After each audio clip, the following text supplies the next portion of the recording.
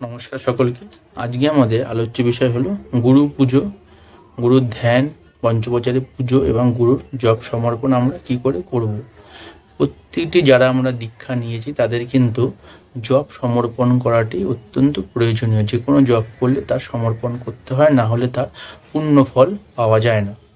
তো আমরা এখন ব্যস্ত জীবনে কি করি, যারাই গুরুদেবের দীক্ষা নিই সে মন্ত্রটি যে করা হলো জপ করে আমরা ধূপ দ্বীপ দেখিয়ে পূজা করে আমরা চলে যাই, কিন্তু সেটি কিন্তু নিয়ম না।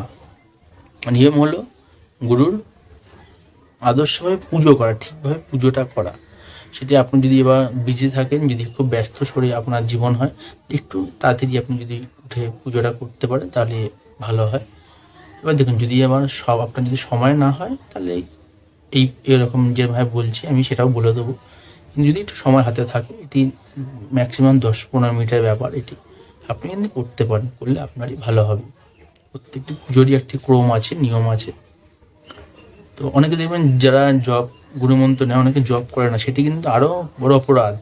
আপনি গুরুমন্ত্র নেবেন না তাও ভালো, কিন্তু আপনাকে যদি একবার গুরুমন্ত্র নিয়ে নেন তাহলে কিন্তু আপনার জব করতে হবে। এবং আরেকটি কথা হলো, ফোর্সফুলি কখনো গুরুমন্ত্র নেবেন না।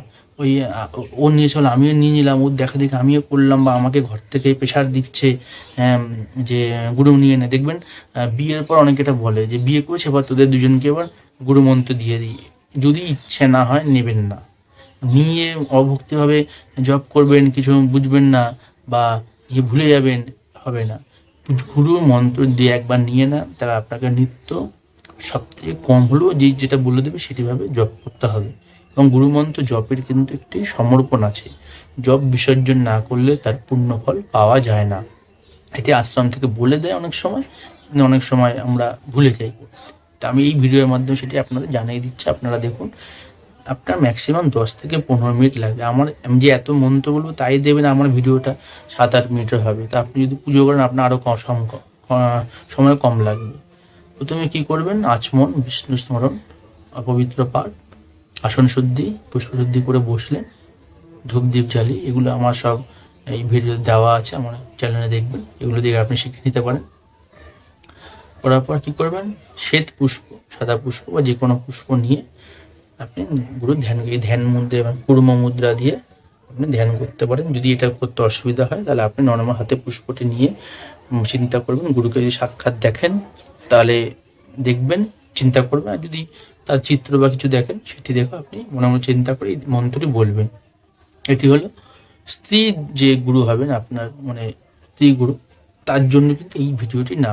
এগুলো হলো শুধুমাত্র, এটা হলো পুরুষ যে গুরু হবে তার জন্য। স্ত্রী গুরুর জন্য, যাদের যাদের স্ত্রী মা গুরু মা আছে তাদের জন্য আমি আলাদা একটা ভিডিও বানিয়ে দেবো। এটিতে বলবো শুধু হলো পুরুষ গুরুর জন্য এই মন্ত্রটি। প্রথমে কী করবেন, ধ্যান করবেন। কি মন্ত্রে ধ্যান করবেন সেটি হলো ওম ধ্যান মূর্ধিং শীতে পদ্মে বরাভয় করং গুরুম শুক্লং শুক্লাম বড়ধরং সূর্যাসং কিতাশ্রয়ম।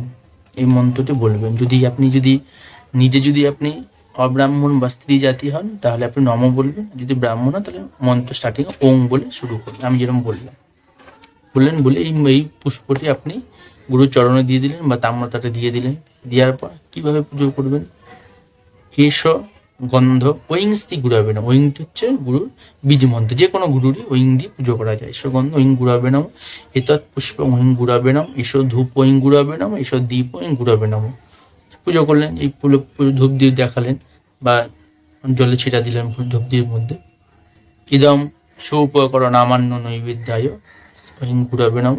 যদি চাল কলা না দেন, তার যদি ফল মিষ্টি দেন, যদি উপকরণ শর্করাদি ফলমূলাদি নৈবেদ্যায় গুড়াবে নাম। ইদম পানাত্ম জলম গুড়াবে নাম। দিয়ে দিলেন জল ফুল মিষ্টি দিয়ে পুজো দিলেন। এবার গুরু প্রণাম করবেন। ওম অখণ্ড মণ্ডলাকারং ব্যাপ্তং যেন চরাচরং তৎপদং দূর্ষিতং যেন তস্মৈ শ্রী গুরবে নমঃ। এটি হলো গুরুর প্রণাম। আবার এর সঙ্গে একটু অ্যাড করে বলতে পারেন গুরু ব্রহ্মা গুরু বিষ্ণু গুরুর্দেব মহেশ্বর গুরুরেব পরম ব্রহ্ম তস্মৈ শ্রী গুরবে নমঃ। গুরু প্রণাম। আবার বলছি, মাঝে মাঝে এই কথাটা বলে দিচ্ছি, এটি হলো আপনি যদি অব্রাহ্মণ হন তাহলে ওংটি বলবেন না, বা স্ত্রী জাতি হলে ওংটি বলবেন না, তাহলে পুরো মন্ত্রটি আপনার উল্টো হয়ে যাবে। নম বলে সব কটা মন্ত্র স্টার্ট করবেন, তাতে কোনো অসুবিধা নেই। এবার আপনাকে যে গুরুদেবের যে জব দিয়েছে সেই জবটা আপনি করলেন, যত সংখ্যক যে রকম দিয়েছে করলেন, করার পর এবার জবটিকে আপনার সমর্পণ করতে হবে। কিভাবে সমর্পণ করবেন?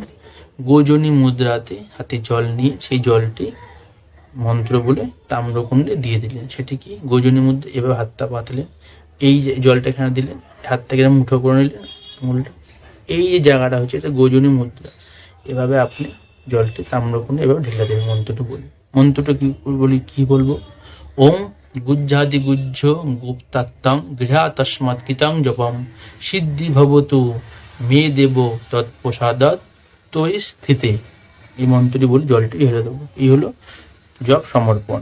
এই জপ সমর্পণ যদি না করেন তাহলে কিন্তু পুজোর অঙ্গটা হলো না, পুরোটা কমপ্লিট হলো না। এই জপ সমর্পণ মন্ত্র বলে দিলেন, আপনার জপ কমপ্লিট হলো, আপনি এর পূর্ণ ফলটি পাবেন। এইভাবে আপনারা খুব সহজভাবে পুজো করবেন। দেখুন আমি এত কথা বললাম, এতেই এখনো মনে হয় 6 মিনিটের 6.5 মিনিটের ভিডিওটি হবে। তা আপনি যদি এগুলো রেগুলার প্র্যাকটিস করেন আপনার 5 মিনিটের মধ্যে হয়ে যাবে আশা করি। তো খুব একটি কঠিন পুজো না এটা। আশা করি ভিডিওটি ভালো লাগবে, এবং আপনার যদি চেনা জানা কারোর দরকার থাকে ভিডিওটি তাকে শেয়ার করে দিন, এবং ভিডিওটি ভালো লাগলে লাইক শেয়ার কমেন্ট করুন, এবং এরকম ভিডিও পাওয়ার জন্য অবশ্যই চ্যানেলটিকে সাবস্ক্রাইব করতে ভুলবেন না। ধন্যবাদ।